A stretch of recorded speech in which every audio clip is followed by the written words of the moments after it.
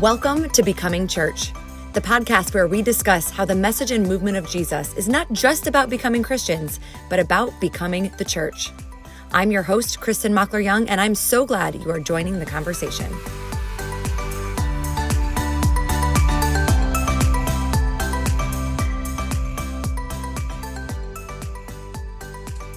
All right, welcome back to the Becoming Church podcast. Today, we're going to talk about hope and encouragement and basically how to not get lost in the heavy of life with my friend Bethny Ricks. Hello, Bethny. Hi, so glad to be here. So glad to have you. Now, we were chatting, yesterday, full transparency, and I was trying to explain to you what kind of podcast this is and who our listeners are. And then we got a review that I just need to read here up front just to give you a picture.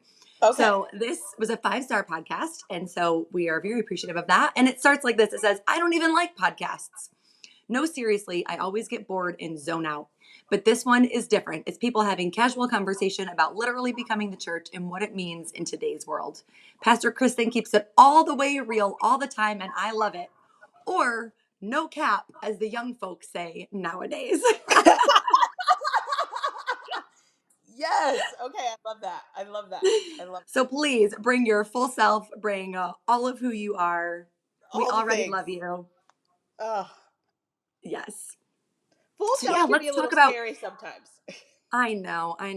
I feel it, especially like as a woman, as a minority, like people are Yes. going to have their expectations. You got to come in carefully. Yeah, you have to come in carefully. And, my presence sometimes, depending on the atmosphere, I'm not going to say all the time, is offensive, right? I'm a woman in ministry. Yep.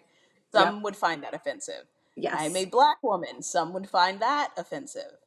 So without even saying anything, when I enter into an environment, people can find that offensive, and I'm aware of that. Do I care? No, but I'm just acknowledging the obvious.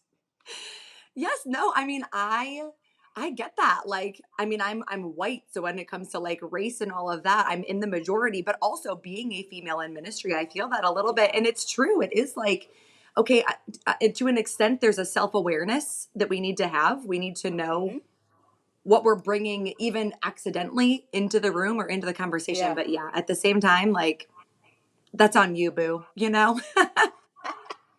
Yes, I agree. So tell our listeners a little bit about you. Like, what are the important things? What are you all about? Oh, so many. No, I like to say that I am the most interesting, boring person you'll ever meet.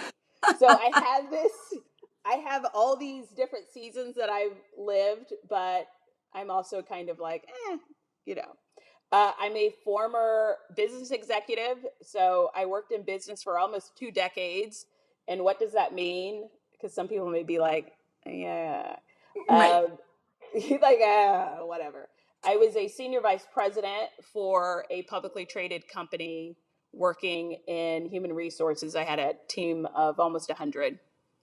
Oh, And wow. so for 10 years, I was an executive. 10 years before that, I climbed the corporate ladder. So that was really where I cut my teeth. I now focus in ministry on helping women in leadership. I do that more so behind the scenes. What people see in the forefront is helping people achieve their well done by taking all these leadership principles for the last 20 years that I've learned and taught, and then aligning that to Bible. So I'm bridging that gap in a practical way. I'm a mother of 2 children. I live in Ohio. I enjoy coffee and naps and hiking. Awesome. Well, I will tell you what draw me to you, and you have said that you don't have tons of photos on your feed, and that's true because I went and I looked for them. But the ones that you do post are like you just exude joy and happiness, and you're in sequins or you're laughing. Like, I knew before I heard your laugh that I was going to love your laugh because you can see it in your photos. It's so loud. It's a loud. I say I have the burden of the laugh. So when I think something's hilarious, and then when I don't, because I just kind of do the like smile and nod. I'm like, oh, Yeah, that's when you're like, ah. Ah. So yeah.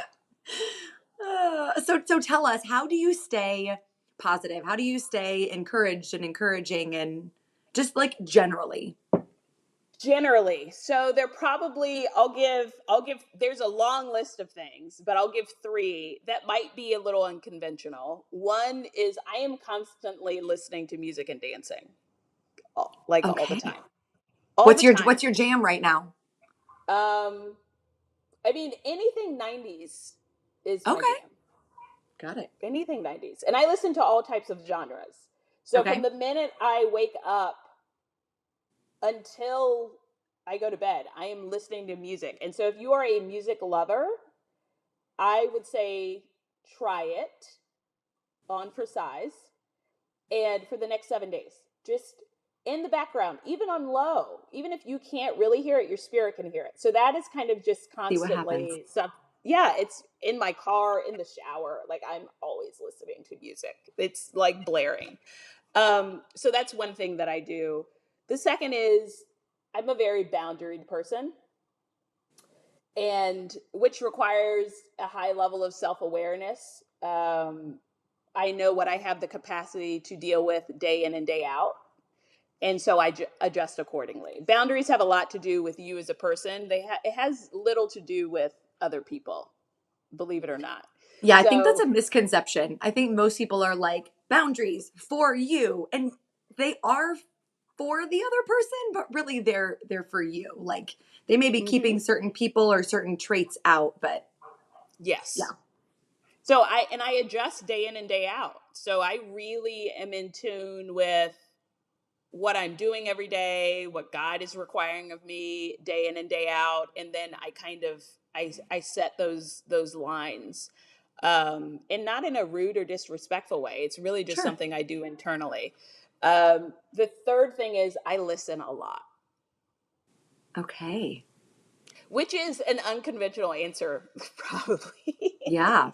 But To I'm who? a You listen to who? I know you're listening to music, but what else are you listening to? everything and everyone. So I spend a lot of my days listening to other people, what they have to say, what they're not saying, verbally, non-verbally, what's going on in the world, what people are paying attention to, what they're not paying attention to, listening to God. And Okay. what the reason I do that is because I learn a lot about myself, where I am not showing up well, where I am showing up well, um, where people are hurting, Hmm. and the things that go unseen and unsaid, which is what I write about typically. Um, the things that people aren't focusing on. You get that from listening and just paying attention, and it increases my ability to be empathetic. And when you're empathetic, that leads you in this path of gratitude with what you have in your life Okay, because so that you're just seems listening. totally against the norm. I feel like most people would say there's too many voices and we're listening too much and that's why we're getting overwhelmed, right? Like there's all the news and the social media and all the different kinds of media and our families and we're constantly taking in voices. So how is it that listening, I mean you explained it a little bit, but how is it that listening doesn't overwhelm you? Well, it depends on who you're listening to. And remember, I started with I'm a very self aware and boundaried person. So what Yeah. I'm not listening to is the news. I Okay. don't, I don't, I don't, I don't really watch the news. So one of my degrees is in sociology. So I stopped watching the news. I haven't watched the news since college, and I Oh wow. graduated in the early 2000s. I'm older than I look. I'm going to be 40 next year. So Okay. I'm not really a news person. Um, so that's just a boundary that I have. I am very aware of what's going on in the world, though, Okay. because I'm listening. My community is a very diverse community, and so that's a way that I do that. Also, listening doesn't mean you have to react. See, what we're doing right now in the world is we're listening and we feel compelled to react. We're not listening to learn, we're not listening to understand. There's this pressure to react. And I don't feel pressure. One, I don't feel pressure to do anything. in totality of in terms of action. Like you're not going to make me do anything, but I also don't feel pressure to listen or to do something with my listening other than learning and understanding. And then if I feel compelled to move forward because I'm knowledgeable, then Hmm. I will do so. Because doing just to do doesn't mean that you're necessarily having an impact. Yeah. Sometimes people just do to do because they want to be seen. And I'm not really in the business of trying to be seen. Or they think that they should, or because how it's going to look. What if I don't? Right. Yeah, what if I don't? And that's kind of like, yeah, you could be doing more damage actually than good because you're creating an illusion that's not real and that's not sustainable. Well, and I would say a lot of people, you said people are listening to react, and I almost want to say they're not even listening, they're looking. They're like looking. I mean, it's confirmation bias and everything. They're looking for a specific thing. So when they Mm-hmm. watch the news, when they're listening to voices, I think people associate hearing with listening and they're like, "Oh, well because I'm hearing your words, right? I'm listening Yeah. to you." And that's what I tell my children. I'm like, "No, no, you're hearing me. I need you to listen. Like you hear me with your ears. I need you to listen with your brain. There is a Yes. difference." Yes. So where people are looking to react as opposed to listening, which means take a pause, reflect. I know people have come at me on social media before because something in the world has happened and I took a pause and I've even flat out said like, "Hey, I'm not saying something right now." I think it might have been after the whole White House insurrection, if that's what I'm remembering. And I was like, I'm going to take a pause for a second. And this doesn't mean that I'm being complicit in anything, but it means I really want to go back to God and to the Holy Spirit and be like, give me wisdom and discernment here because I don't want to just add my voice to what's just noise. If I say Yeah. something, I want it to be helpful. I want it to be of God, you know? Yeah. And social media is not the appropriate measuring stick for someone's humanity, their heart, or their walk with Christ. Yeah. It Well, is, or it one is, post specifically. yeah, it's not, that's not an appropriate measuring stick. And um, what happens is the royal Yes. um, we want to very quickly put people in a box because it is a lazy way. And I do this too. So I'm not like, uh, for those who don't know me, which is probably most of your listeners, I'm not saying this from an egotistical perspective. I do these things too because I'm a human being, where Right. instead of doing the work and labor of understanding the complexity of a person, we find shortcuts. So if you say X, Y, and Z, that will allow me to put you in a box, and then I can make assumptions about you and predetermine whether or not I like you or not, Right. whether or not I align to you or not, whether or not I want to be a part of your echo chamber Yeah. or not. Yeah. Yeah. We connect dots Which, and go, if then. which is why I don't talk about politics or things like that on my pages, Right. because I think those conversations, and I'm not saying there's anything wrong with that, but for Sure. me, I think those conversations are best served on podcasts or in coffee shops or at the dinner table.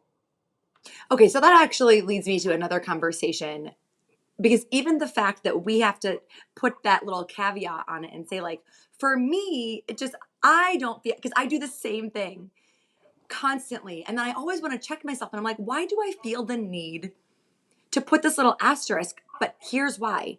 And maybe this has happened to you. It's definitely happened to me where people will say, like, well, how are you not affected? Why don't you care about this? Because I too don't talk politics often. There's a lot of stuff that I don't talk about. And so, what would you say to somebody who says, like, why don't you talk about it? Don't you care? Aren't you affected? I will give you the response that I give people in the tone that I give them. Are you kidding me right now with that question? Yes.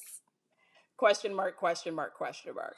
Yes. I have a Expand. major issue with how we are so willing to impose how other people should feel about things, how we are willing to assume how other people feel about things by what they are and are not doing, as a society, we really do have the audacity. Yeah. Like, we really do have the audacity. Now, that's my very sharp response. Okay. My softer response is this. We are not made to have the emotional, spiritual, or mental capacity, and I will give an example of what I mean by capacity, to handle or carry all things.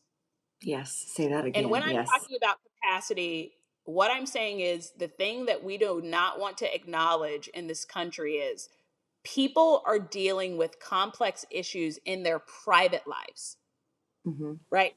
People are struggling to pay bills. In the Right. richest nation in the world, Hmm. people are in emotionally, financially, and physically abusive relationships in their home. Hmm. And no one So, knows. and no one knows.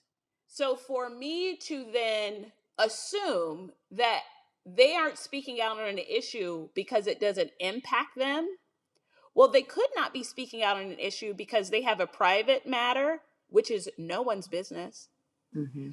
that they need to focus on. Maybe they have a teenager who is struggling with something, who is on the verge of suicide Hmm. because teenage suicide rates are through the roof compared to any other, previous years. Yeah. Maybe they're dealing with that, which by the way is no one's business.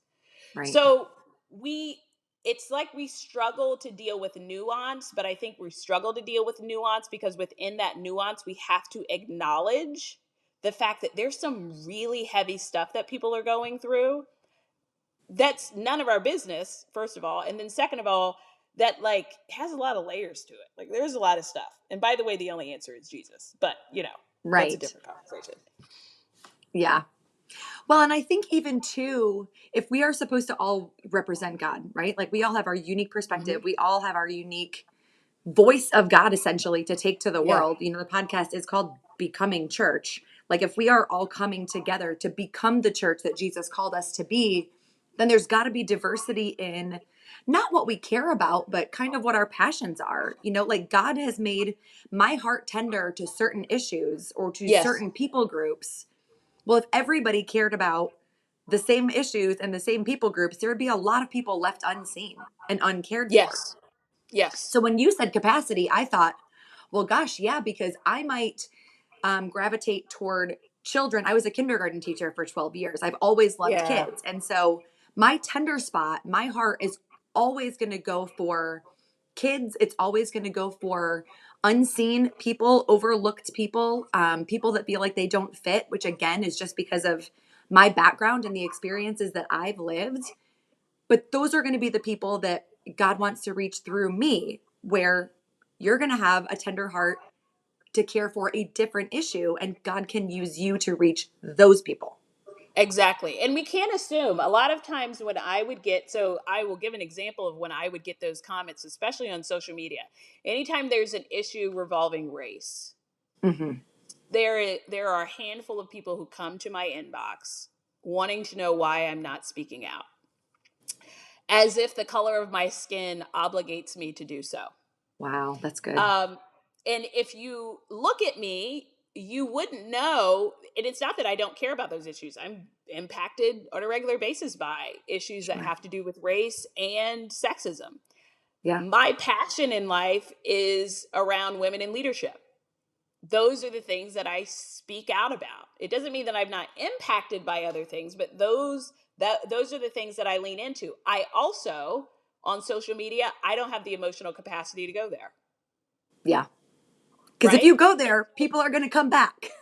Exactly. And I like to respond in kindness. And so I know when I'm not able to do so. And so sometimes people aren't engaging in a topic outwardly because they're self-aware to know that they can't have the conversation. Yeah. That could be another reason. I mean, there are a lot of reasons. Which is why I respond with, "Are you kidding me right now?" with that question. Right. So if Right. you are someone who says that, I implore you Stop it. to no longer say it. I implore you.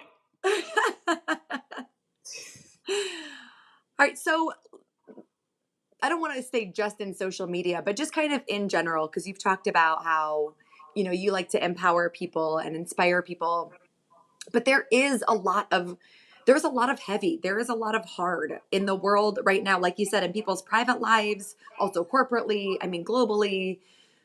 What do you think people can do when they find themselves starting to get overwhelmed by all of the hard? Pause. I mean, you said it a little bit earlier. There is a magic in pausing. Okay. And pausing isn't stopping and it's not quitting. Yes. Pausing is assessing,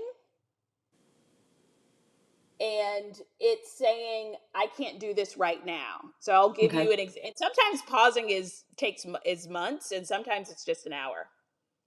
So you have, it depends Okay. on, See, people so like me don't like that answer because I'm like, tell me how long to pause. I'm going to set a timer and tell me what to do and not do in that time because I need to know if I'm doing it right.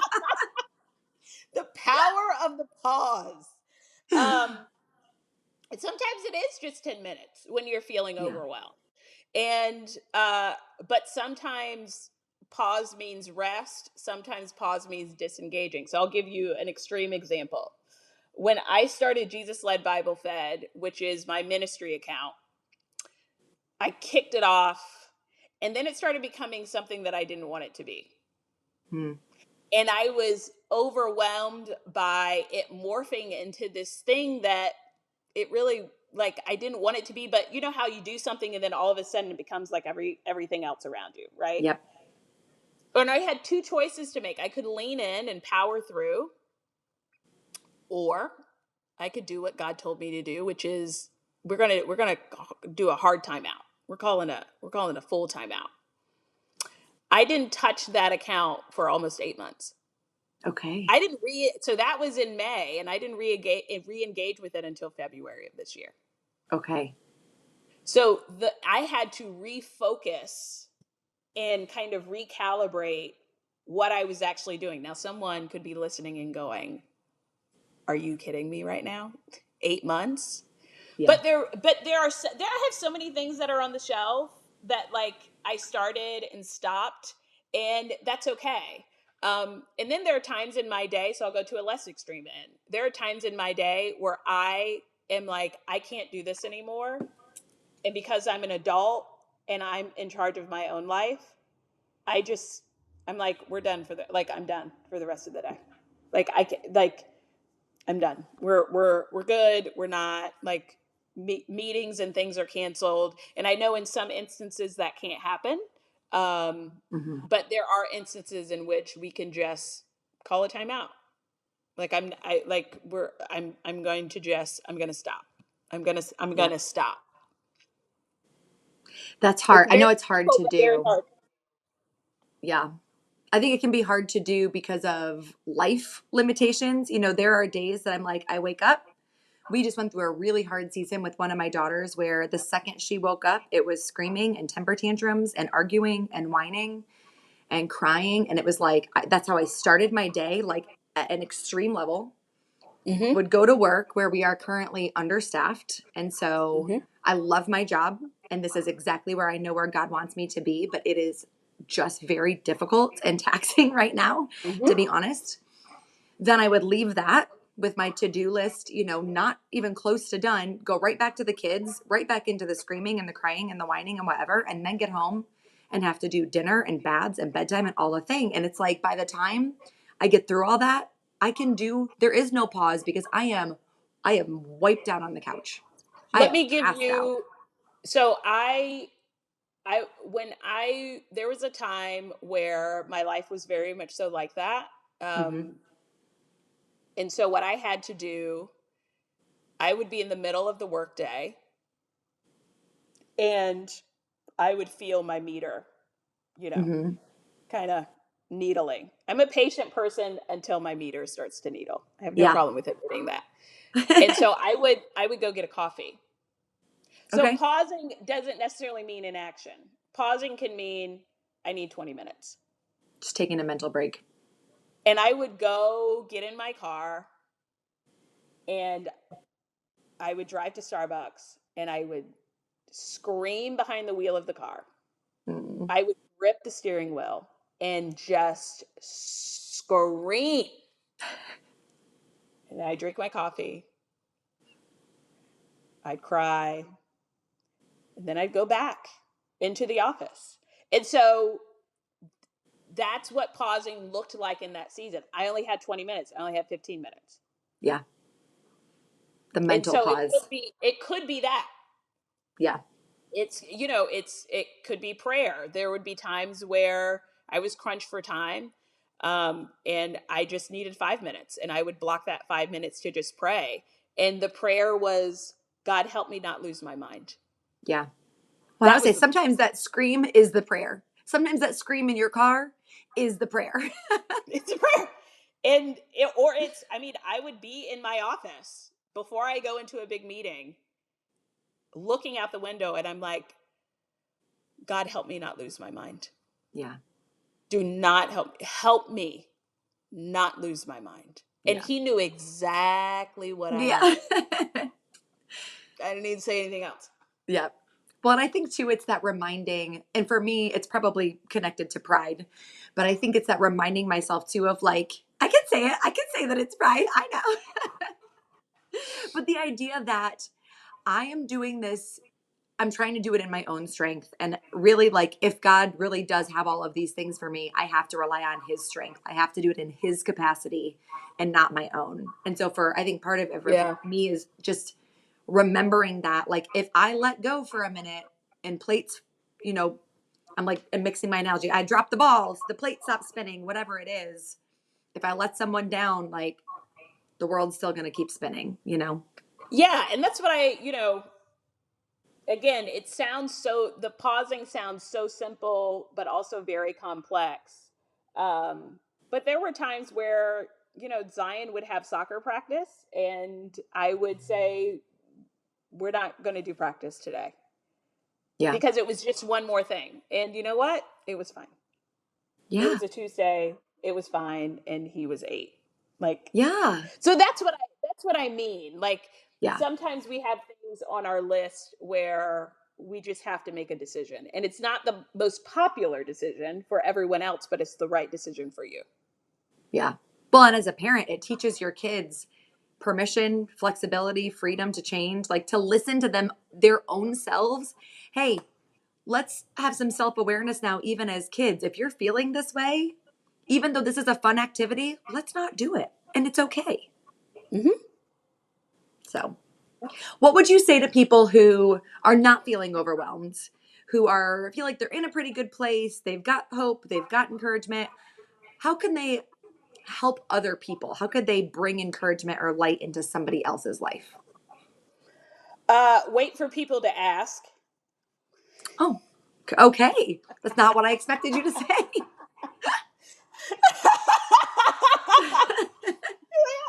Well, because sometimes you can be on your mountaintop, and you feel like, I want everyone else to be here too. And what happens is you start telling people, right? Mhm. You see where I'm going? You start Yeah. telling, this is the way. It goes into, you kind of go into, and this is the right way. And it goes back to the listening piece. And then you're no longer listening, you're now telling. Right. And so, a part of it is this kind of self-awareness piece, and knowing the person, and waiting for them to ask for that. In other ways, encouraging them and reinforcing what they are doing that Okay. may not be what you are doing. So just like constantly being a cheerleader, even if it's of no benefit to you. Does that make sense? Yeah. Yeah. Because Well, it's that's a way easy to, for them to feel like they're seen by God specifically instead of like let's stop slapping spiritual band-aids on things, you know? Right? Like yes, here's the phrase, here's the like live, laugh, love or whatever it is. But something yeah, that applies to that person specifically, how God is moving in them that you can call out, that's going to be way more encouraging than a very sweeping yes, generality. yes. And then something else that can be done, is send a text message. Yes. So I have a pretty regular practice of if I have your phone number, whether we're close friends or building a relationship, it is likely you are going to get a word of encouragement from me I love it. just because. And it doesn't need to be for a reason. Because if we're willing to encourage each other and champion each other, like that's community, right? Like that's Yeah, the togetherness. Um, and I think there's power in doing that. So just doing it for no reason at all. You can send a text message. If you don't have a person's number, you can send them a direct message with right. no obligation of them responding. Yes. So doing it Yes. just because. Just doing it just because. Well, and your text messages, because I know from experience, often come with some kind of exciting GIF or something to Yes. bring that moment of like levity. And I love it so much. It really does make a Yes. difference. I walked into my office the other day, and it's kind of like a shared office community space where we have small groups that meet too. And a couple of the girls had left me notes on the dry erase board. And it was just like, I'm sure what she thought was a really silly little thing, but it was like, hey, you're great. Like, pretty much that was it. Yeah. And it made my whole Yeah. day. Yes, because here when you because getting back to kind of the original question you asked, when you are and I like to I'm a mountain person, so I'm going to say mountaintop. Okay. Um the way I view the mountaintop is you now have the ability because you now have the ability in space to encourage others while they're in their valley.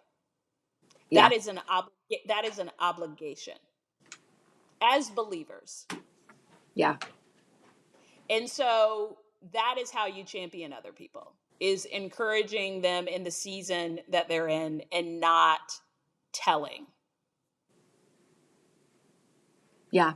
But you said also it's that balance, right? Of like, have the obligation to encourage them, but also let them ask for help or wait for an opening as opposed to like, and I think there is a difference. Like, there is a way to be a light, to be encouraging in the small ways, but then, yeah, don't impose your. There's a difference between encouraging versus like, everything is great, come up to where I am, where people don't always have that privilege or luxury to do that. Exactly. And so if someone is listening, they're like, this all sounds great. What does that look like? Um, for me, I will simply say, if you need me, I'm here. No, that's great. Right? I don't have to say, like, this is what I would do. It's Right. if you need me, I'm here. And that could look like me just listening. That could Hmm. look like me giving advice, but I'm going to allow the other person to tell me how they want me to show up. Right. Yeah, because sometimes it's just sitting. Sometimes it's Mm-hmm. just being there and not Yeah. talking. Yeah, and not having, it's easy to have the white horse syndrome is what I call it, where you want to Okay. swoop in and fix it. Yes. I got it. I got it. Yes. I Yeah. got it. It's like, yeah, well, you also should probably pay attention to the stuff going on in your own life. Yeah. Oh, I wish you were recording this so everyone could see your facial expressions right now because what is unsaid is speaking so loud. I love it. So, what is an unexpected place that you find hope or joy or light, like in your own life? Definitely flowers. I love flowers. I love flowers. Love Okay. flowers. Um, anything outside. I'm an avid hiker. So any and Okay. then friendship. So I will travel miles Oh. for a cup of coffee with friends. Planes, trains, like I Okay. Well, I've got you penciled yeah, in. I will get on a plane for a coffee date with a friend without question. It's just I I love love my that. people and they love me so well and I create as much space That's awesome. needed. And yeah, so those are the things that bring me joy for sure. That's awesome. And that's so special. Man, I would say, like, literally, I have prayed and fasted, and I still am. Maybe you're an answer to that prayer. We'll see. But I've like asked God, I'm like, where are those people? Like, I need those women friendships, those female friendships that I would get on a plane for somebody and go, or I know they would get on a plane for me, you know? Absolutely. Absolutely. I mean, it's one of those things where I had to grow into that because of the type of job I had. I really didn't have space to have healthy friendships because I just Yeah. wasn't available. My days started at 30 a.m. and ended at midnight. And so, Wow. and I was constantly, yeah, it was a very wild time. I was constantly traveling all over the globe. Um, and so it was very difficult to manage relationships and just in general. And so now I'm just in a place where I give space for them. Um, and I could do a whole conversation about friendship and friendship as I mean, I could do a a whole thing about that, and just creating space for each other, to be there for each other without obligation. Not obligation is not having obligation is the key there. Yeah. No obligation to respond or to show up any kind of way. To just be Yeah. Just to be is together and to be important. there when you can. I love that. All right. Well, last question for you because the podcast is called Becoming Church. What is your favorite way, or what is a cool way that you Yes, see the people around you becoming church or being church? community and hospitality. Okay. I think that is something that is sometimes overlooked, and so just doing for each other on a just a local level, Hmm. that to me is the essence of church. It's not brick and mortar. It's being Yeah. there for each other and serving one another Yeah. in different ways, however that may show up day in and day out. I think that's the core of how I would answer that question, if that makes sense. Yeah, it does. It definitely does. And we would agree with you. We on this podcast would agree with you. Awesome. Well, Bethany, this has been great. You did mention Jesus led, Bible fed, but where else can we find you? Where can our listeners find you? Jesus led Bible fed, and my writing account, which is Bethny Ricks. So it's my name, Bethny. It's how I spell it. And I write about hope and encouragement and generally the stuff that people don't talk about. Is where I write. Jesus led Bible fed. I do a lot more talking Okay. So we've got two different for accounts sure. for the You can things that we think that we want to read and the things that we really want to read, but we didn't know we wanted to read until you wrote it. exactly exactly. Awesome. Well, friends, thank you so much for being here today. Thank you for listening. If you want us to read a review like the one that we had at the top of the episode, you can go to Apple, you can go to any platform that you're listening to this. Leave us a review. I mean, if it's 5 stars, that would be great. You know, we would like that. Also, share it with your friends and let us know who else you would like to hear from on Becoming Church. Bethany, thank you so much. Thanks for having me. We'll talk to y'all later. Bye.